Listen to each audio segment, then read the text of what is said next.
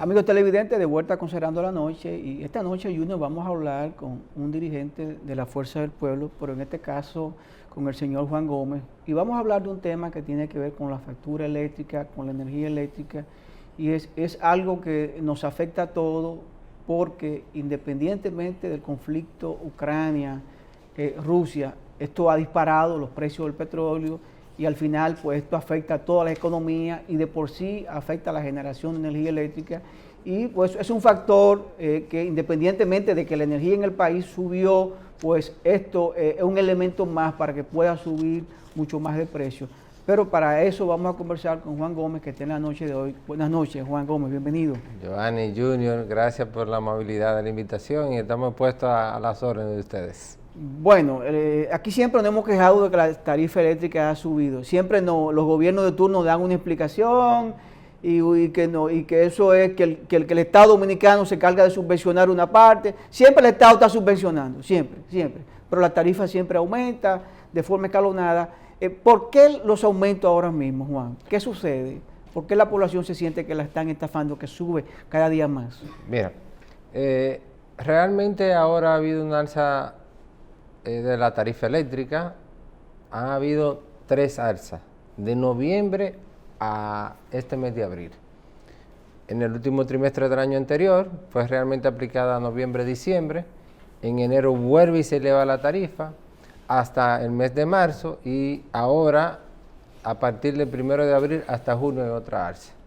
Ahora, ellos han alegado, el sector oficial, que en base al pacto eléctrico y en base a que tenemos que tender a la tarifa técnica. En parte está contenido en el pacto eléctrico, y es verdad que todo sistema debe de tender a la tarifa técnica, pero el pacto eléctrico no es solamente alza de tarifa. Pacto eléctrico es calidad de servicio comercial, que cuando la gente va y procura un nuevo servicio, que le instalen su medidor. Las empresas no tienen medidor, por ejemplo. Entonces hay una serie de elementos de calidad de servicio, y el gobierno se ha ido por la parte más fácil, que es la parte de elevar la tarifa, con varios agravantes. El primer agravante es que le dicen a la población que suben hasta X proporción. Primero dijeron que fue un 1.4 que se elevó, luego dijeron que era un 4% y luego que era un 9%. Ahora, cuando hacemos los análisis reales, los análisis, los incrementos han estado en aproximadamente entre un 20, hay personas que le han subido de un 24 a un 34%. Pero no es que yo lo diga, es con los datos de ellos, con los datos que ellos publican y con el pliego tarifario que ellos hacen. Por eso me permití, si ustedes son tan amables, de traerle aquí para hablarle con facturas reales, no cosas que no inventamos. Esta factura es de un cliente de este mes de abril, y le traje una también de otro cliente con el mismo nivel de consumo del mes de octubre. Aquí en esta factura, octubre año pasado. Exacto. Está la fecha aquí, 03-12-21. Emisión de la factura. Exactamente. Dice que en el mes, no octubre, noviembre. Dice que en el mes de diciembre, pero realmente es lo que yo consumí en noviembre. Exacto. Ahora, ¿cuánto consumió este cliente en ese momento? Consumió 600 kilos. ¿Lo ven?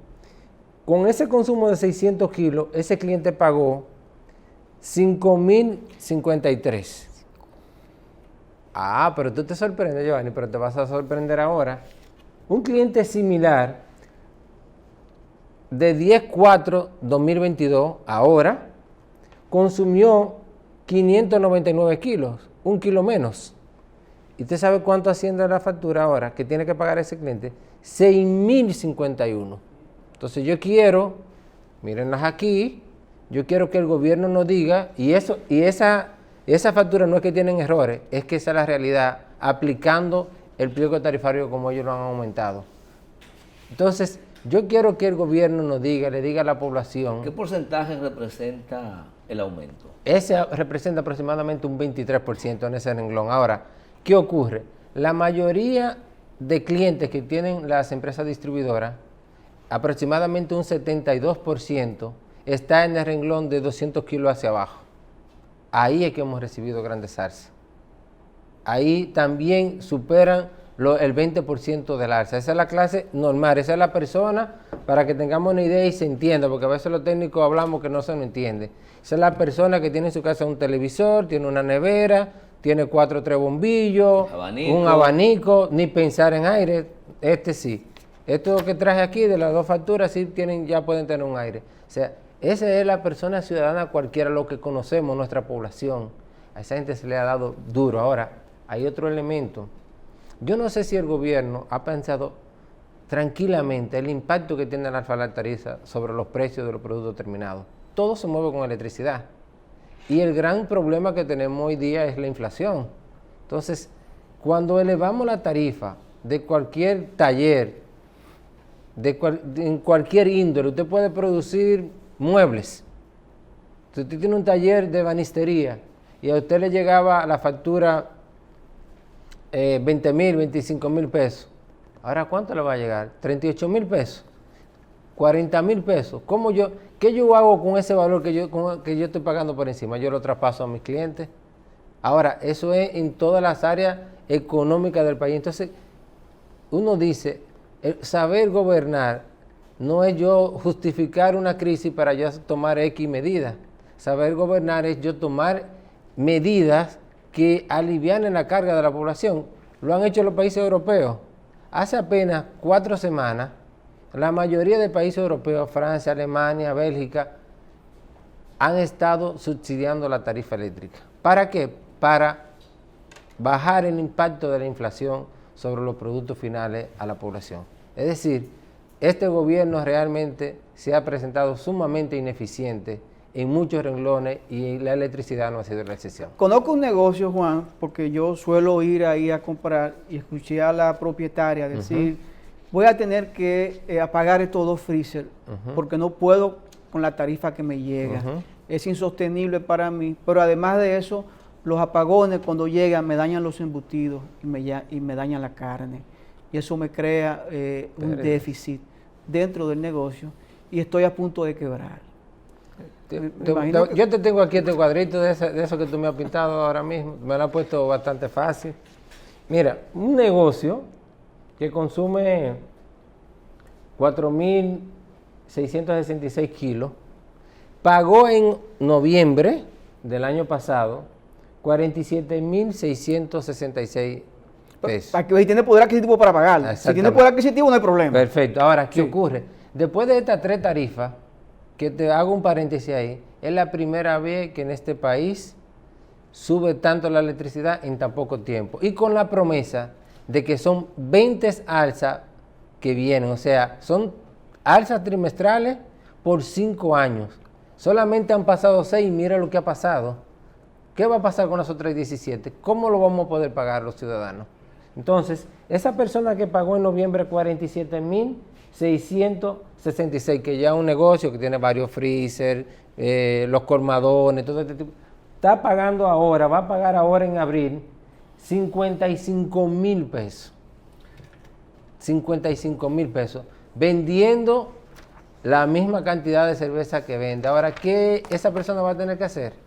O sube la cerveza, o cierra su negocio, o apaga 1 o 2 otros freezer y gana menos. Entonces, el gobierno tiene que detenerse, tiene que pensarlo, porque hay otro pequeño elemento, Junior, yo sé que quiere aportar algo, y es que estamos entrando en la época del año en nuestro país llega el verano, más caliente. Llega el verano. Por eso, tú decías ahorita, Giovanni, que uno siente que le han subido la tarifa. Antes de noviembre, la última alta tarifaria real efectivamente se hizo en el 2011.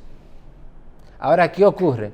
Cuando a nosotros nos llega más cara la electricidad, mayormente porque tenemos demasiados meses del año con el calor que nos agobia todo, ahí creemos que la tarifa ha aumentado, no ha aumentado el consumo y por ende tú pagas más. Entonces ahora cuando se nos junte el alza real de la tarifa, como un consumo adicional, más ese consumo adicional, ¿qué va a pasar con nuestro bolsillo? ¿Lo vamos a poder pagar? Juan, solo una curiosidad. ¿Por qué toma como referencia factura de noviembre y octubre y no de los 3 últimos meses de este año? Enero, febrero, marzo. Sí. Una curiosidad. No, claro, te lo hice hasta noviembre porque ahí fue que se aplicó la primera alza. En noviembre. En noviembre. En teoría eran los 3 últimos meses del año anterior, pero real y efectivamente, al evolucionar, al producirse muchas quejas y lo que sea, ellos la prorrogaron y la aplicaron noviembre, diciembre. Entonces, de enero a abril vino el segunda alza. Entonces, la tercera alza viene de abril a junio. Por eso te dice, me fui al mes antes de y al mes ya donde se ve reflejado las 3 alzas. Por eso, y lo traje con factura de una de las originales de sí. Sur, que están a la disposición de que quiera verificarlo. Lo otro a veces resulta difícil lograr que los militantes políticos puedan solo conversar como técnicos. Y a mí me gustaría ver si podemos hacer esa sustracción contigo para que nos diga técnicamente qué puede el gobierno hacer en esa circunstancia con el tema del costo de la energía. Sé que en campaña se dicen muchas cosas. De hecho, yo tengo un video donde el presidente de la República, cuando era candidato, dice que cuando él llegue al gobierno la energía va a bajar un 30%. Tengo eso. Una respuesta a mí. Claro, él no contaba con coronavirus, no contaba con el tema de la guerra Rusia, Ucrania, Estados Unidos y demás hierbas aromáticas, que están todas incluidas en este paquete. Pero es una afirmación que está por ahí. ¿Es posible hacer algo para mejorar el costo de la energía? Mira, nosotros, desde la fuerza del pueblo y la población, lo que le quisiéramos pedir al PRM es que cumpla con las promesas que ellos hicieron. Mire qué sencillo. Porque inclusive cuando ellos se paran de firmar el pacto eléctrico, uno de los puntos por los cuales, tengo aquí los 10 puntos que ellos plantearon que deberían de mejorar, el por qué no lo firmaba, era porque decían que había que bajar la electricidad. Uno de los puntos. Llevar la distribuidora a los niveles aceptables de gestión y bajarla hasta en un 10% la tarifa eléctrica.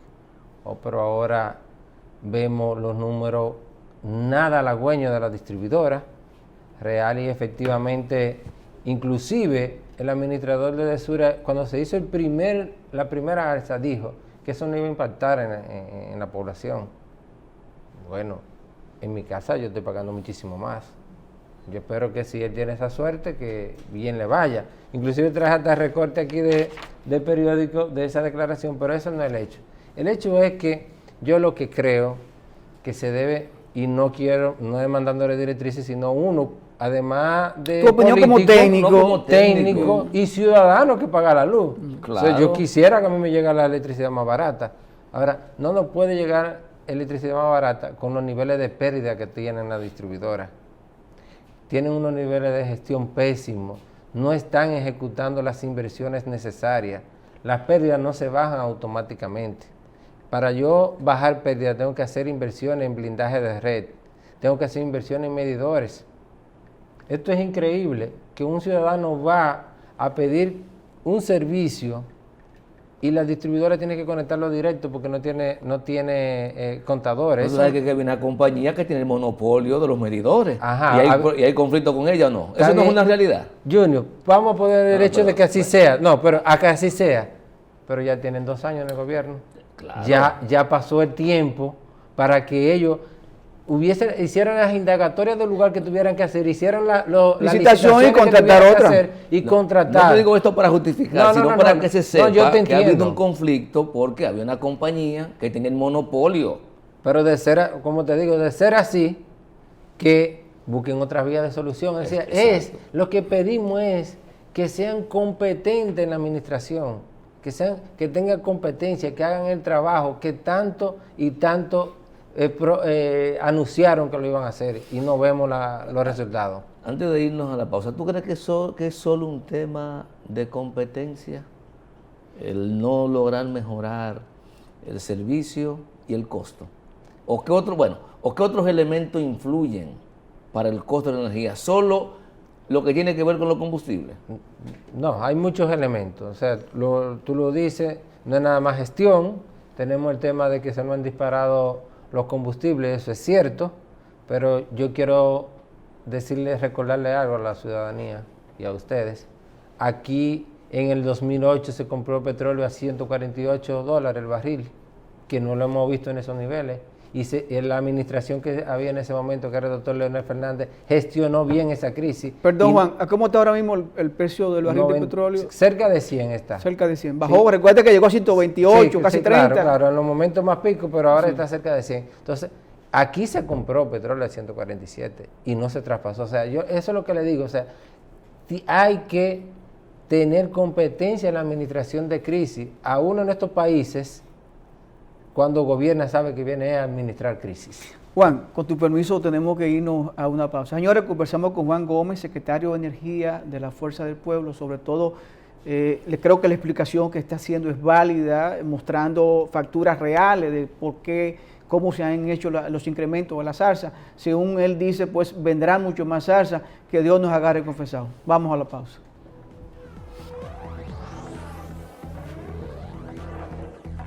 Señores, conversamos con Juan Gómez, secretario de Energía de la Fuerza del Pueblo, y creo que ha sido bastante interesante, sobre todo los planteamientos y el punto de vista de que Juan nos ha explicado el por qué el aumento de la tarifa eléctrica. Pero hay un elemento que yo me pregunto y se pregunta el pueblo, Juan.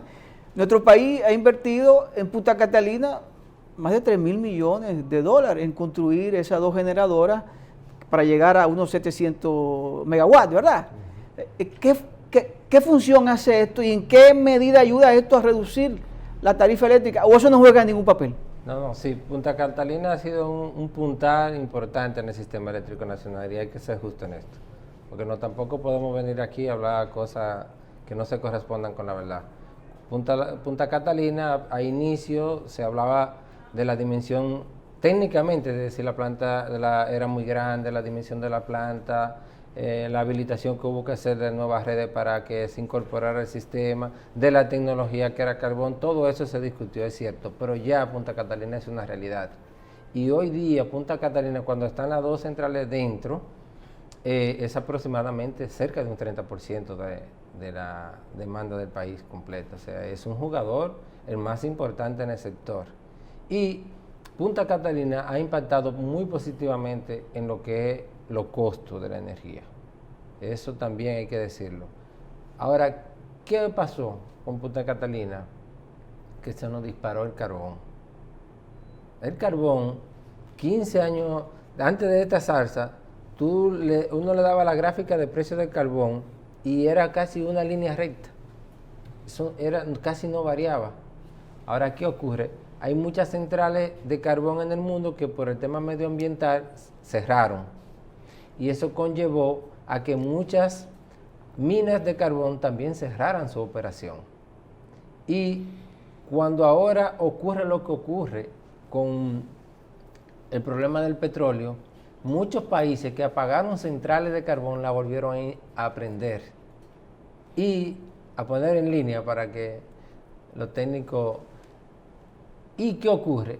Empezaron a demandar carbón con pocas minas habilitadas. Entonces, mucha demanda de carbón para pocas minas. Poca producción. El carbón se ha disparado a unos niveles que nunca se había visto, pero ni se había imaginado, ningún experto había podido descifrar que iba a llegar a los niveles que está. Entonces, cuando entra a la presente administración, se había dejado en la anterior CDE una licitación que estaba ya casi concluyendo. Cuando llegó la nueva administración, el ingeniero canario a Punta Catalina no le dio continuidad a esa licitación de la adquisición de carbón para un año. Se cayó ese proceso. Ahí se estima que se iba a comprar la tonelada métrica alrededor de $85 y según nos hemos enterado, porque no tenemos tampoco, no se publican los números, las últimas compras han sido de más de $200. ¿Las toneladas? La tonelada. O sea, el país... Casi 3 veces. El país se ha visto altamente comprometido en sus finanzas por no haberle dado continuidad a ese proceso. Entonces, tenemos que entender todos los políticos que un país debe haber continuidad de los procesos, que usted revise correctamente, que usted vea que si hay algo que está mal hecho, que se someta a la justicia quien deba de someter. Eso sí, eso no puede estar nunca en juego. Pero cuando son licitaciones en el tema técnico, darle seguimiento y echarse adelante para que el país no salga lesionado. Bueno, lo veo muy interesante, Juan, ese planteamiento, ya lo que no estaba previsto. Pero vámonos un poquito pensando en futuro. Ya tenemos Punta Catalina, nos genera un 30%. ¿Podríamos tener déficit en el futuro de generación, exclusivamente de generación? Siempre va a haber un crecimiento. Por un asunto de demanda diaria. De demanda del país. Puede andarte en un 7, un 5, un 4%, siempre. Por eso hasta es un poco risible cuando las actuales autoridades dicen que tuvimos unos niveles récord de cobranza o de inyección al sistema. Así va a ser récord todos los años, porque la economía va creciendo, se va inyectando más, y si tú vas cobrando más. Entonces, hay un crecimiento, siempre tiene que haber un plan para seguir. Ahí es que voy, Ajá. Es el plan. ¿Qué plan tenemos para hacer frente a la demanda dentro de 8 o 10 años? Cuando Punta Catalina ya merme y no produzca igual porque tenemos más población. En teoría hay una licitación abierta de Manzanillo para generación a gas. Ahora, ¿qué ocurre? El gobierno te anuncia una licitación de unos parques de generación un día, y cuando viene a ver, ese tema sale de la opinión pública y uno no sabe cuál es el real estatus de esos procedimientos. Le pedimos claridad al gobierno, que hable con los números y las cartas abiertas, y que nosotros estamos dispuestos también como organización a dar cualquier sugerencia.